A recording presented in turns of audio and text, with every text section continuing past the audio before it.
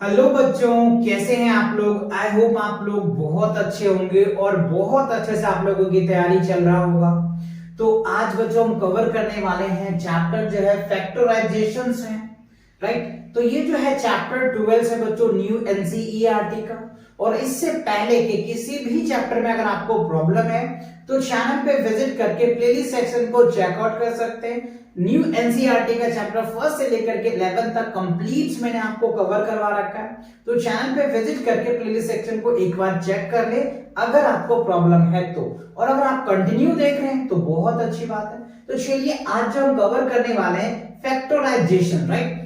Factorisation क्या होता है बच्चों, काफी इंपॉर्टेंट चैप्टर्स हैं। ये आपको क्लास 9th में काफी यूजेस देखने को मिलेगा, 10th में तो बहुत यूज ऑफ यूजेस है।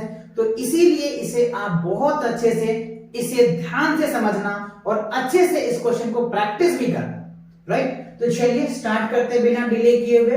देखो फैक्टराइजेशन क्या होता है, इनका जो एक्सरसाइज है ना आपको बहुत बेसिक टॉपिक्स पे दे रखा है। जैसे कॉमन फैक्टर है, क्या है बच्चों, कॉमन फैक्टर। तो कॉमन फैक्टर आप बहुत छोटे क्लासेस से पढ़ते आ चुके होंगे, क्लास 4th 5th से ही पढ़ते आ रहे हैं। कॉमन कॉमन मतलब क्या होता है, जैसे कोई ए है और कोई बी है, ए और बी में जो सेम है दैट इज कॉल्ड कॉमन, तो उसको हम लोग कॉमन बोल देते हैं। तो यहाँ पे आपको कॉमन फैक्टर पूछा जा रहा है।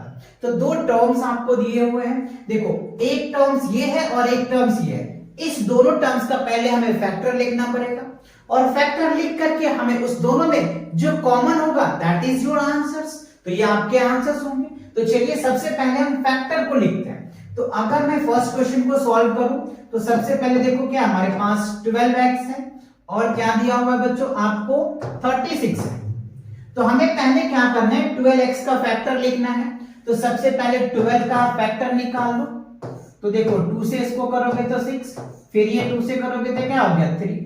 तो हम ऐसे लिख सकते हैं 12 का जो फैक्टर 12x का क्या हो जाएगा 2, क्या होगा उसके बाद 2 अगेन क्या हो गया 3, फिर क्या लिख देंगे हम लोग x।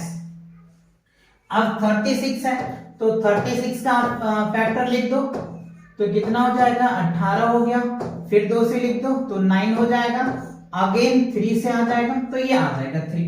तो 36 का फैक्टर लिखिए 2 इंटू 2 इंटू 3 इंटू 3। अब आप देखो इस दोनों में सेम क्या आ रहा है, सेम देखो आपका ये चीज आ रहा है तो ये आपका कॉमन बनेगा। ये देखो सेम आ रहा है तो ये आपको कॉमन बनेगा, ये आपका सेम आ रहा है तो ये कॉमन बनेगा। बाकी अब तो कोई सेम आ रहे नहीं, x इसमें है ही नहीं और 3 है ही नहीं तो ये कॉमन होगा नहीं। तो सिंपल से हम क्या लिखेंगे, देयरफॉर द कॉमन COMMON है ना, क्या होगा common factor of 12x and 36 equal क्या होगा 2 मल्टीप्लाई 2 मल्टीप्लाई 3। तो 2 2 जा 4, 4 3 जा 12। तो 12 क्या होगा आपका आंसर आ जाएगा। यानी हम ये कह सकते हैं 12x और 36 में जो कॉमन फैक्टर है वो क्या है 12 है। क्या है 12। क्लियर है। ऐसे ही बच्चों आपको इन सभी पार्ट को सॉल्व करना है।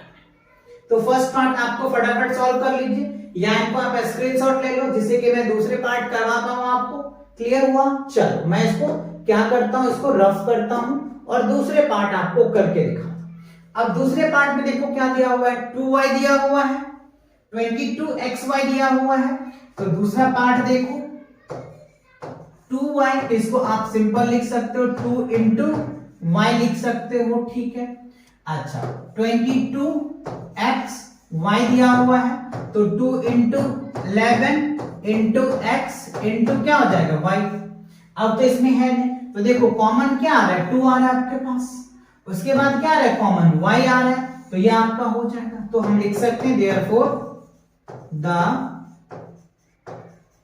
Common factor of 2y and 22xy equal क्या हो रहा है बच्चों 2 इंटू y। तो क्या हो जाएगा हमारा आंसर 2y। ये क्या होगा बच्चों आंसर आ जाएगा सेकेंड पार्ट का, ठीक है। सेकेंड पार्ट का क्या होगा आपका answer. The common factor of 2y and 22xy। Clear? चलो आप इनका स्क्रीनशॉट ले लो। ले लिया आपने? आपको कॉन्सेप्ट क्लियर हुआ, समझ में आया? बाकी क्वेश्चन करेंगे, प्रैक्टिस करेंगे आप। चलो आप इनको बच्चों पहले इसको नोट कर लो। कर लिया? चलो मैं एक रफ कर देता हूं। अब दूसरा पार्ट देखो, ये भी बच्चों सेम है। आप इनको इसमें इसका फैक्टर लिखोगे, इसका फैक्टर लिखोगे, आंसर आ जाएगा।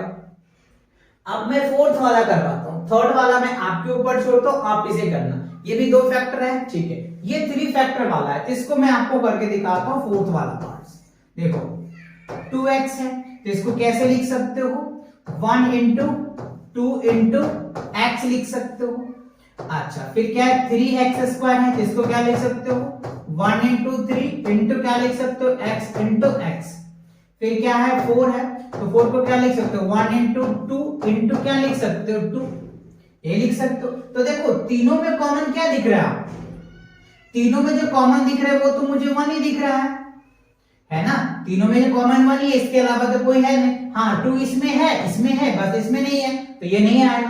क्योंकि जब भी कॉमन होगा तो 3 टर्म है तो तीनों में से कॉमन होगा ना, तो ये बात आपको याद रखना, राइट? सो आप यहां पे लिख दे सकते हो the common factor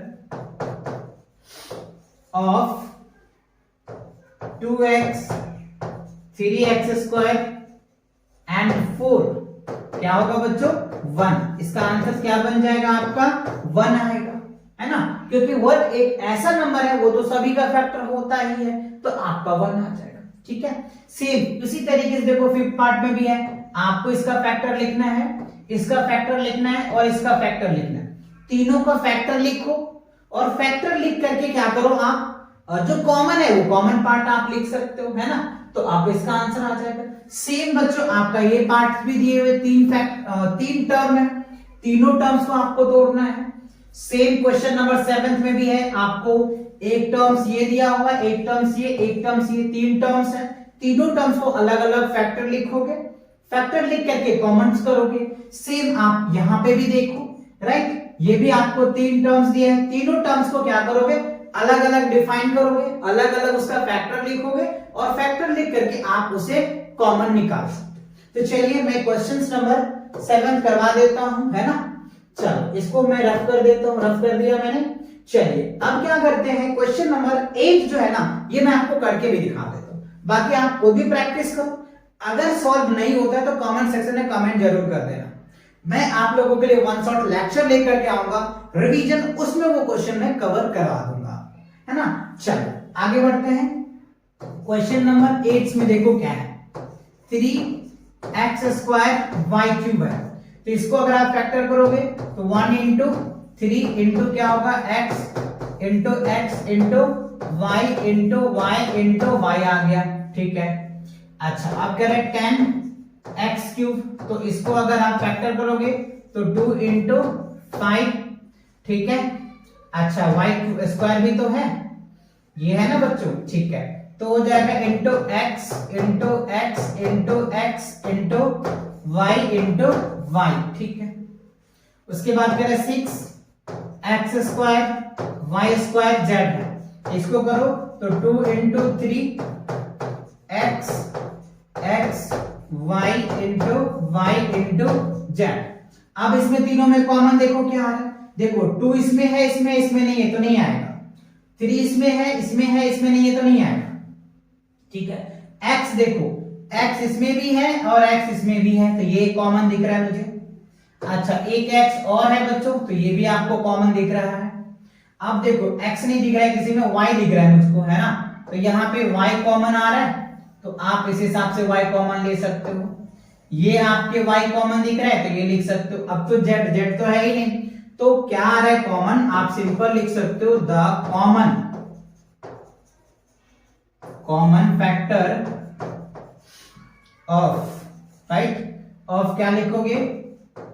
3x square y cube comma 10x cube y square and 6x square y square z is क्या आ रहा है बच्चों?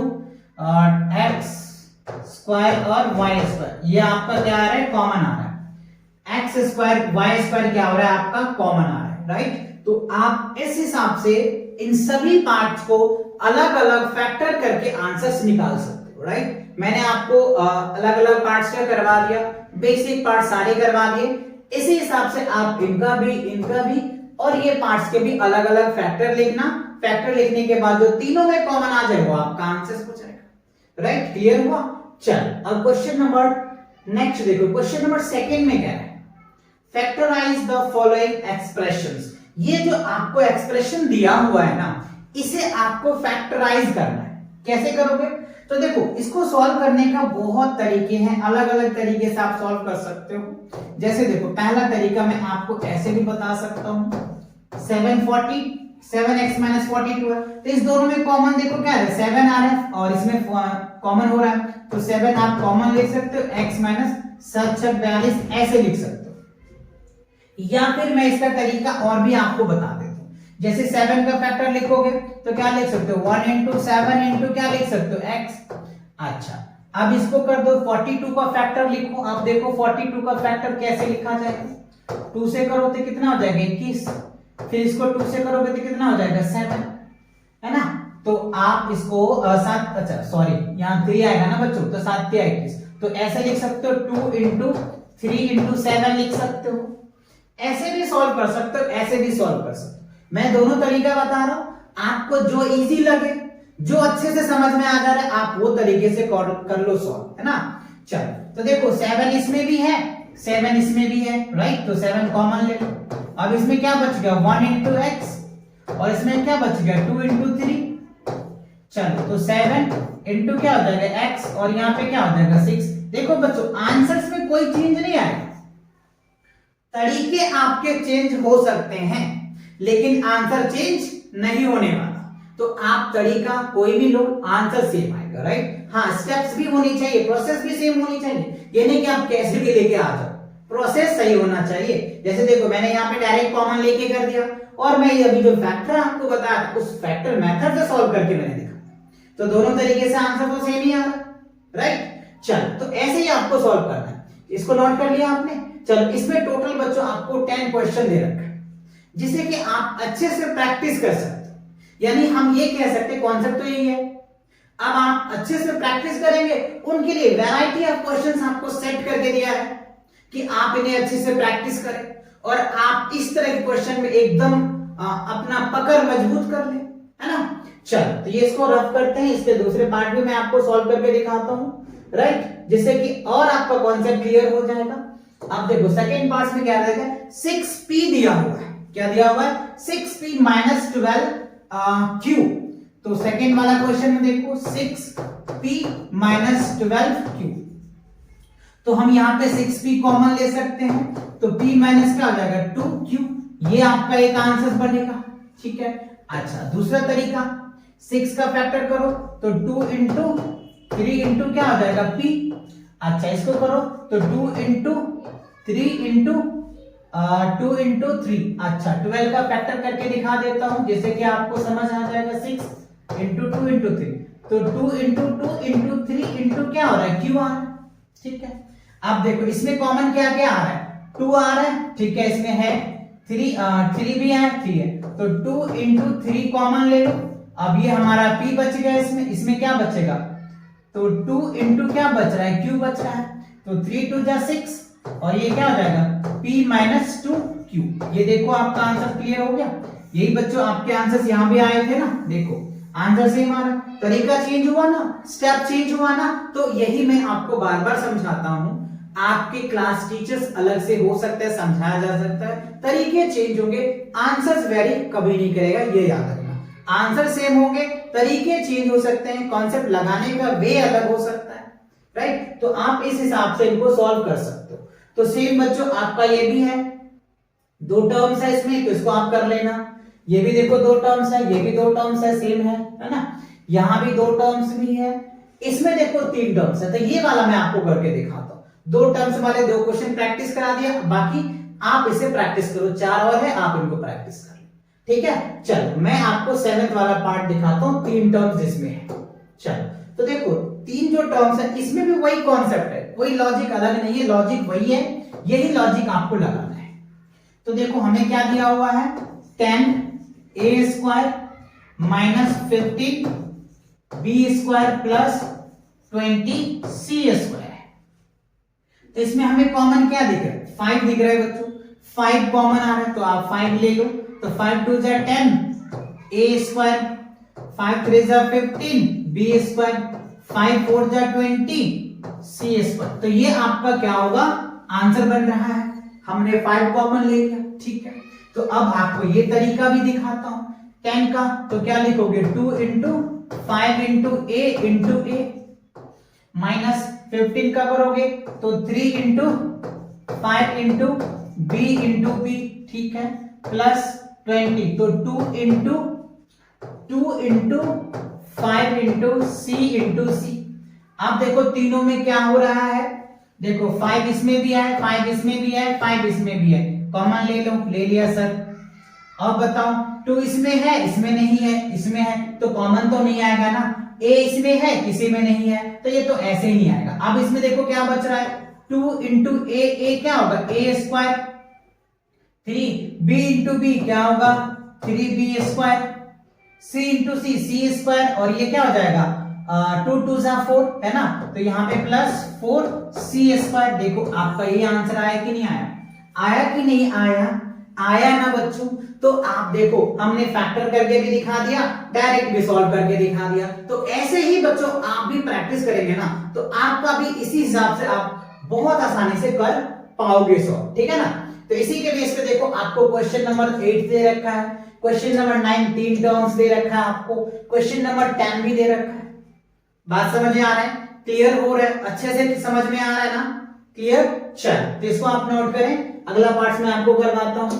चलो मैं रफ कर दूं, चलो मैं इसको क्या करता हूं रफ। अब देखो इसके अगले पार्ट्स है ना, क्वेश्चन नंबर 7 क्लियर हो गया ना। अब क्वेश्चन नंबर 8 में देखो आप चाहो तो मैं बता देता हूं 4 इसमें देखो 4 कॉमन है, मैं डायरेक्ट बता देता हूं 4a इसमें भी है, 4a इसमें भी है, 4a कॉमन ले लो आपका रिजल्ट आ जाएगा। इसमें देखो मैं आपको क्या बताऊं, सेम देखो xyz देखो xyz इसमें x बच जाएगा, xyz y बच जाएगा, xyz z बच जाएगा, बस xy आपको कॉमन लेना है, आपके ये सारे पार्ट्स आ जाएंगे, ठीक है। तो ये बात क्लियर हो गया। अच्छा इसमें देखो इसमें कॉमन क्या लोगे, राइट। चलो मैं इसको आपको करके दिखा देता हूं, है ना, bxy² प्लस cxyz, ठीक है। तो देखो इसमें हमें कॉमन क्या दिख रहा है, x तो सभी में दिख रहा है तो पहले हम x ले लेंगे, y भी सब में दिख रहा है तो y कॉमन ले लो, बस। तो अब इसमें क्या बच जाएगा a और x, इसमें क्या बच जाएगा b और y, इसमें क्या बच जाएगा c ओनली बच जाएगा, c और z बच जाएगा, c एंड z बच जाएगा। तो ये आपके आंसर्स हो गए। सेम फैक्टर करोगे तो आप कॉमन पार्ट लिख करके लिख सकते हो, है ना। तो ये आपका क्वेश्चन नंबर 10 क्लियर हो गया। चलो 9 भी करा ही देता हूं। 9 में देखो कॉमन क्या आ रहा है x है, y है, z कॉमन आ रहा है, तो इसमें क्या बच जाएगा x क्योंकि 2 है, इसमें क्या बच जाएगा y, इसमें क्या बच जाएगा z। तो ये आपका आंसर बच जाएगा, ठीक है। तो मैंने डायरेक्ट करा दिया है आपको, आप फैक्टर करके कर सकते हो, तरीके तो मैंने बता ही दिए आपको, है ना। सिंपल आपको एक्सप्लेन करके चीजों को आसानी से सॉल्व करना है। तो चलिए अगला क्वेश्चन देखते हैं। क्वेश्चन क्लियर हो गया सेकंड। थर्ड में देखो क्या है बच्चों, फैक्टराइज करना है। अब देखो आपको अलग अलग ग्रुप्स दिया हुआ है, अलग अलग टर्म्स दिया हुआ है, they are connecting addition subtraction, right. इसे आपको सेपरेट करना है, ग्रुपिंग करके सॉल्व करना है।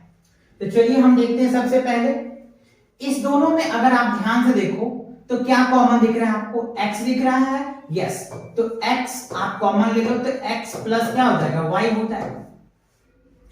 इन दोनों में देखो क्या कॉमन दिख रहा है आपको 8, तो 8 कॉमन ले लो तो क्या बच जाएगा x प्लस y। अब इस दोनों में देखो ये और ये कॉमन है तो ये कॉमन ले लो, x प्लस y ले लो और ये क्या बच जाएगा x प्लस 8 बच जाएगा। तो ये आपका क्या होगा, फाइनली आपका आंसर निकल के आ जाएगा, राइट। अच्छा अब सेकंड क्वेश्चन में देखो क्या कर सकते हैं आप, देखो इसमें और इसको एक साथ आप ले सकते हो, है ना। चलो करके देखें क्या, यस। पहले xy प्लस 5y ले लेते हैं माइनस 6x और -2 ले लेते हैं एक साथ। अब आप इस दोनों में कॉमन लीजिए, तो 5y कॉमन ले लो, तो 5 3 जा 15 और x, ठीक है, और यहाँ पे क्या हो जाएगा 1। अब यहाँ पे माइनस अगर हम क्या कर लें 2 कॉमन ले लें तो क्या बच जाएगा हमारे पास 3x प्लस 1 आ जाएगा, ठीक है। अब देखो इन दोनों में और ये दोनों सेम है तो इन दोनों में से कॉमन ले लो, 3x प्लस 1 और 5y माइनस 2, ये आपका बच जाएगा। तो ये क्या होगा, आपका आंसर निकल के आ जाएगा 3x plus 1 bracket 5y minus 2, ये आपका करेक्ट आंसर होगा। तो ऐसे ही बच्चों क्वेश्चन के अचीवमेंट को सॉल्व करना है। देखो स्टेप बाय स्टेप आपको समझ में आ रहा है और बुक्स में भी स्टेप बाय स्टेप आपको दे रहा है। पहले एक आपको बेसिक्स दिया था कॉमन निकालने को, फिर कॉमन से आपको निकालने को कह रहा था, अब आपको यहाँ पे ग्रुप ऑफ टर्म्स कर दिया है और ग्रुप ऑफ टर्म्स में भी आपको निकालना है। तो कैसे स्टेप वाइज आपको बढ़ा रहे हैं जिससे कि आपको कोई प्रॉब्लम ना हो, बहुत आसानी से आप क्वेश्चन को सॉल्व कर पाओगे, है ना। चलिए अगला क्वेश्चन देखते हैं। अब इसी का part number 3rd 4th and 5th है। तो 3rd में देखो क्या ax दिया हुआ है आपको, है ना, सेम वही है, आपको थोड़ा सा वैरायटी ऑफ क्वेश्चन दे रखे हैं प्रैक्टिस के तौर पे। तो देखो इसको आप चाहो तो एक साथ ले सकते हो और इसको चाहो तो एक साथ ले सकते हो। 3rd वाला part ax minus ay plus bx minus by, तो इसमें हमें a कॉमन आ रहा है तो कॉमन ले लो x माइनस y, इसमें b कॉमन आ रहा है x माइनस y ले लो, ठीक है। अब दोनों में x माइनस y कॉमन आ रहा है, ये ले लो, तो ये क्या हो जाएगा a प्लस b, ये क्या होगा आपका करेक्ट आंसर होगा, है ना। चलो तो ये आ गया। अच्छा 5th पार्ट में देखो क्या है, 4th पार्ट है ना, 4th में कह रहा है 15 pq है ना। उसके बाद कह रहा है आप इसको इसके साथ अरेंज करो 25p, फिर क्या करोगे 9q प्लस 15, तो इसमें आप कॉमन ले लो, क्या कॉमन ले सकते हो 5 कॉमन आ जाएगा, यस 5p कॉमन आ जाएगा, तो 5p कॉमन ले लो, तो 5 दिया 15 q आ जाएगा और प्लस 5 25 5 आ जाएगा। इसमें आप 3 कॉमन ले लेते हैं तो क्या आ जाएगा हमारा 3q प्लस 5, ठीक है। अब हमारा क्या हो गया 3q प्लस 5 और 5p प्लस 3, ये क्या होगा आपका आंसर आ जाएगा, ठीक है। 3rd पार्ट का ये आंसर, 4th पार्ट का ये आंसर, 5th पार्ट में देखो आपका क्या दिया होगा, राइट। तो ये 3rd और 4th क्लियर हो गया, आपको समझ में आ गया, इसको नोट कर लो, मैं इनको रफ कर देता हूं जिससे कि मैं समझा पाऊं आपको। चल अब देखो बच्चों क्वेश्चन जो है आपका 5th में कह रहे हैं z minus 7 plus 7xy okay minus xyz। तो अगर मैं इसमें ध्यान से आपको दिखाऊं अरेंज कराऊं तो क्या अरेंज हो सकता है, क्या अरेंज हो सकता है इसमें z minus 7 plus 7xy minus xyz, ठीक है। तो अगर मैं किसके साथ रखूं इसको तो बात बन सकता है, अगर मैं z को इसके साथ रखूं तो बात बन सकती है, ठीक है।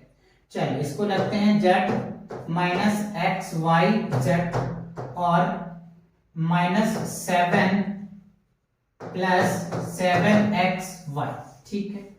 तो इसमें से अगर हम z कॉमन ले लेते हैं तो 1 माइनस xy आ गया, ठीक है।